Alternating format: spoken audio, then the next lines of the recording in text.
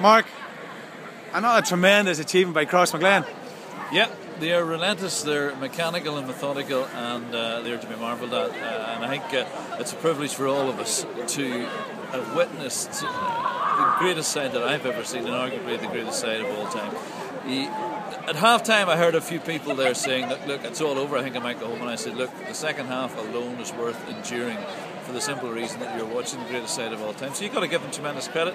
Conversely, you have to say that Kilcoo came out second half and really made a match of it. And you always got the sense, though, even though Cross were going to lose maybe a man or they were going to be sentenced off, that Cross would prevail, and that's how it transpired. But Cross have the tendency to just turn the screw at the right time, or Mark, you know, and I suppose from a neutral point of view, you know, it was great watching it, but you can just sort of see there's a time in the game, up the ante, and the scores come.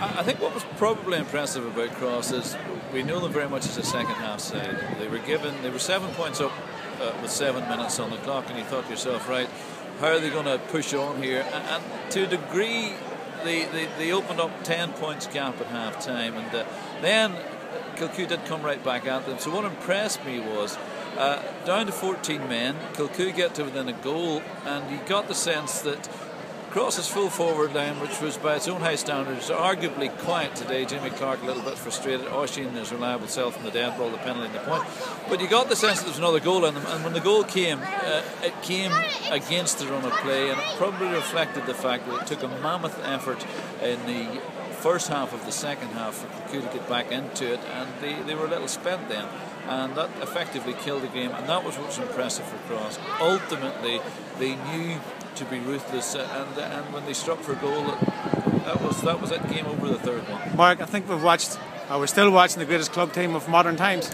All time. I mean, I know Nemo will maybe argue with that, but that's 3 Ulsters on the bounce. That's Tony McEntee as manager, joint manager now. I think is that 26 or 27 consecutive unbeaten championship games. I can recall probably the finest halves football I ever saw was Cross against UCC in an All-Ireland semi-final about a decade ago in Parnell Park.